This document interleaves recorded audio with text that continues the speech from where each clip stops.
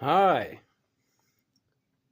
please allow me to present the Lilac Lambsfoot in condition to go. She's ready to work.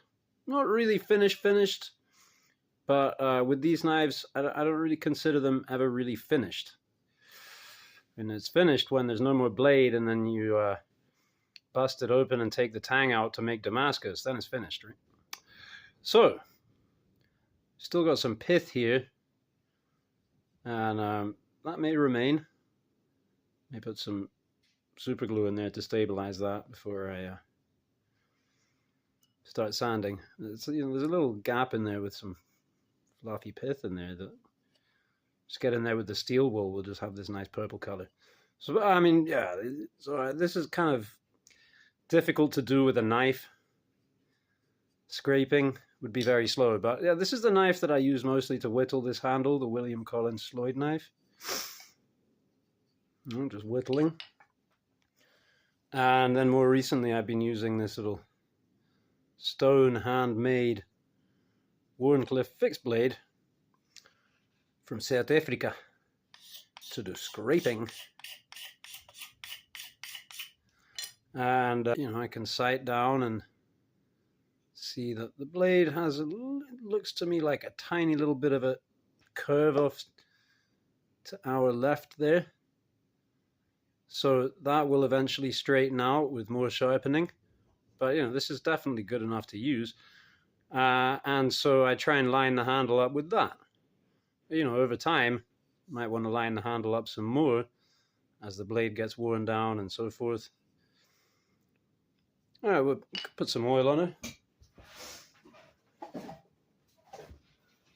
On-screen anointing. Oops.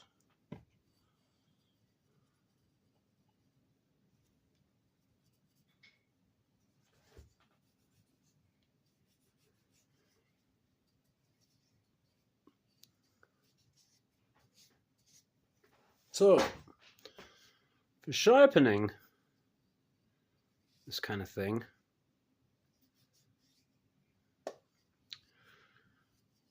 what I might do, start out by trying to, I mean, this would basically be like sharpening a Scandi grind.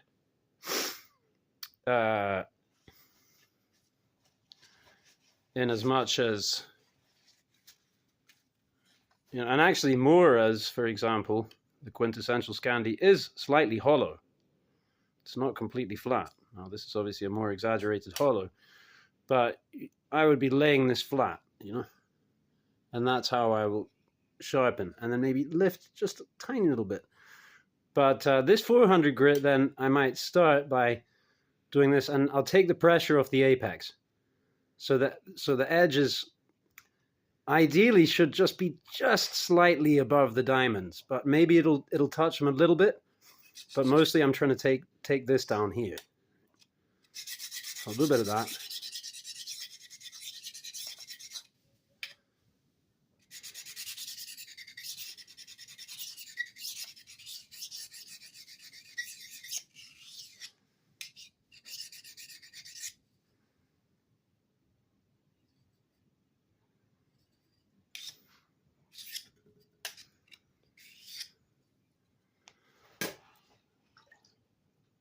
Then move on to something like this. Now I'll really lay it flat.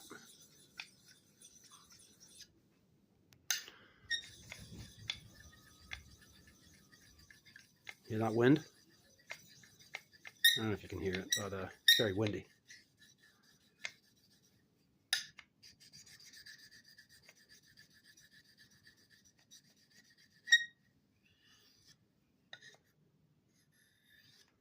A little bit more pressure on the apex now.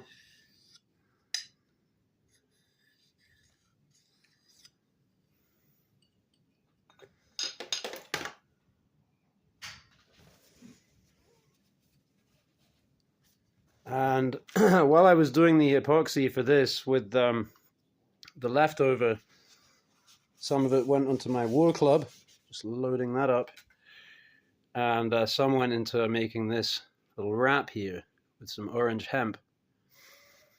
And so here's a nice example of a use for this knife. This is a fairly tough material.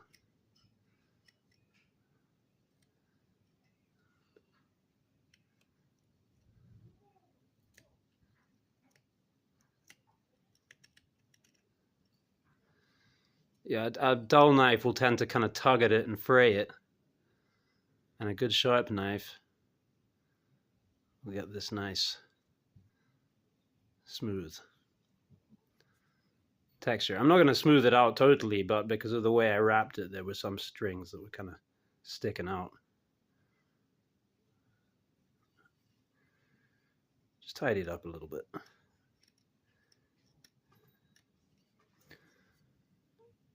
I'll grind these corners off as well. This thing's great. Completely dull right now. I was using it to scrape the wool. Very good use for that kind of thing. You know, just a craft blade for around the house or whatever. What else can we cut with this knife? Let's try whittling on this old spoon here.